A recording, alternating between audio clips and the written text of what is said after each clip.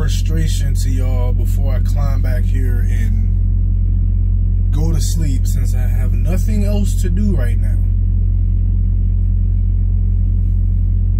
It's been a rough couple days for me, man. It's been a rough couple days. I left out of my house Thursday. Went down, picked up a load out of Smithfield, Virginia.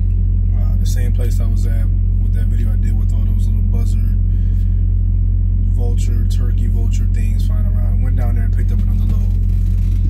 Went up to New Jersey with it. Right? Woke up at 6:30 on Thursday morning for a dentist appointment I had. Left out the house at 7 p.m. Picked up the load, got to New Jersey at 6:50 a.m. So by the time I got to New Jersey to deliver that load, I had been up for 24 hours. Got about an hour of sleep up there before they woke me up to back into a dock. They unloaded me. I drove up to a TA. Needed to get an inspection done, DOT inspection on my truck. Didn't really get too much sleep dealing with that.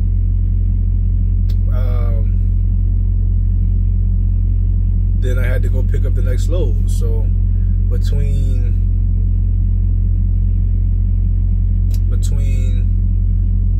getting up to New Jersey, getting to the TA, I got like maybe 2 or 3 hours of sleep. When I picked up the load I have now out of New Jersey to bring to Gas City, Indiana, where I'm at right now, Gas City, Indiana.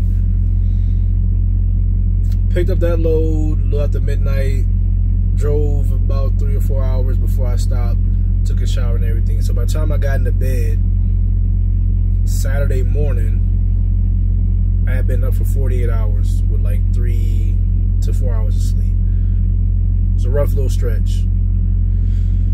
So now let's fast forward to the situation I'm in right now up here in Gas City at this Walmart. The spot I picked up at out of New Jersey, Vienna, New Jersey, they ship to Walmart exclusively. That's it. Produce to Walmart. This load is sweet onions, avocados, and pineapples to Walmart. That's all they do is ship to Walmarts. All right. So note that. Keep that in mind, because I'm up here at the Walmart. I got up here. My appointment was. It was a drop. It's a drop load, right? I had to be up here between 1 and 7 in the morning, Sunday morning. I got up here at 5 a.m. Go to check in. The PO is not in their system, and I did not have a drop or confirmation number. So, doesn't happen often, but it's happened before where I didn't have the drop number. Simple solution. Contact dispatch, let them know, hey, I need the drop number, the confirmation number, so that I can go in here and drop this trailer, grab it empty, be on my way. It usually takes 15 or 30 minutes to get that in and out. Wasn't the case. Wasn't the case. The PO wasn't in their system. Nobody could give me the drop number. I ended up sitting there until about 11 a.m. And then I basically was told I had to leave. Because, I mean, obviously I can't just be sitting on Walmart's property. So they told me, to go ahead and roll out and come back once things are situated. So I left. I left at 11. After sitting there for 6 hours. Got a message from dispatch telling me to come back at 3 p.m. I didn't feel good about that because they sent me a message to go back at 3 p.m. but they didn't send me the confirmation number or the drop number. So I go back anyways. I go back at 3, same story. PO's not in the system, no drop confirmation number, can't do anything. Had to turn around and go right back to the truck stop I was already at. So I spent Sunday night at a truck stop babysitting this load. They told me to try again in the morning. Still, no drop number, no confirmation number. Just go back and try again in the morning. Okay. Y'all should know me by now. I'm an optimistic person. I like to think. That's just the way I'm wired. Think good thoughts. But I'm an optimist, but I'm a realist. And when I got up this morning, I was like, I'm going to go on up here. But if I had to bet, I would have bet that the situation was going to be the same, and I would have won some money, because I got up here at about 4:30, 4:45 in the morning. So at that point, it has been officially 24 hours that I got here on time, was not able to drop this load, had to sit on it, and came back again. I go in. One of the guys that was there when I showed up Sunday morning was there, so I talked with him, let him know, like, you know, man, I was here yesterday, whatever, you remember me and everything, and we're talking. They're trying their best to help me, man.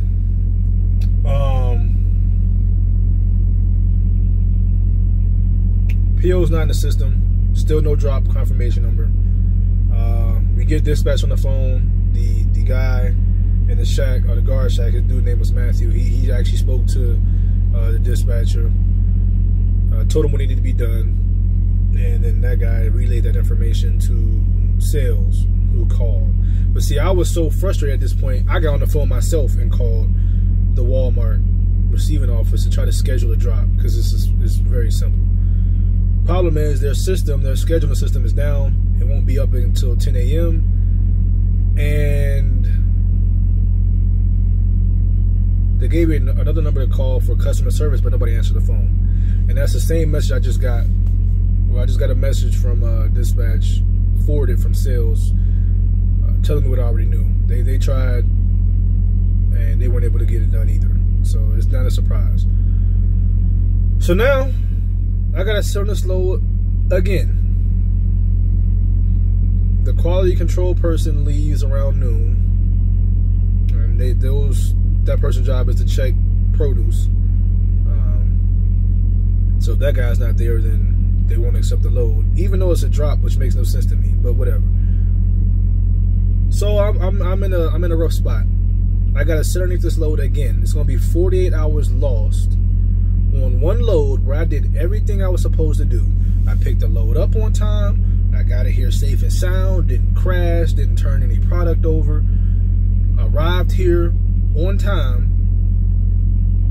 just to be held up because of something completely out of my control. The load wasn't scheduled. And remember, I said that this shipper, because it's actually not even on Prime, it's on the shipper. I thought at first, I was like, what is sales doing? But it's not sales, it's the shipper. They didn't set this up. But like I said, all y'all do is work with Walmarts. All your loads go to Walmarts. How did you not? How did this happen? How does this happen? And why does it happen to me? Why did I get this load? So the reefer is running on continuous. That means that the reefer doesn't shut down. There's start and stop mode where it'll run, then it'll shut down for a little bit, then it'll run again to maintain a temperature, a certain range. On continuous, it just runs non-stop. If it's running non-stop, it's drinking fuel non-stop. I filled up the reefer before I pulled in 5 a.m. yesterday because I was expecting to drop it. So I came in with a full tank. Between me sitting there from 5 to 11, it burnt up a quarter tank. I went, I parked, and when I came back at 3 p.m. yesterday, I topped it off again, being optimistic, thinking, okay, maybe the situation is resolved. I can get it dropped today, or get it dropped at that point. No, so I go back, park again, stay overnight, get up this morning, top it off again. Come up here, situation is still the same, unresolved. Now I'm sitting on the load again. So I done topped this reefer off twice since being stuck with the load, basically. Since arriving on time and being stuck with this load because they're trying to figure out what to do.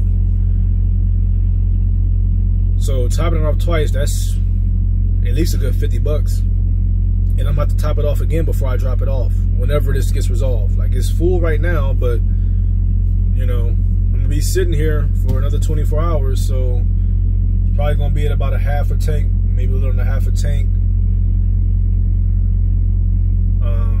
Tomorrow morning, Tuesday morning, I have to top it off again. I'm losing money. I'm not making money.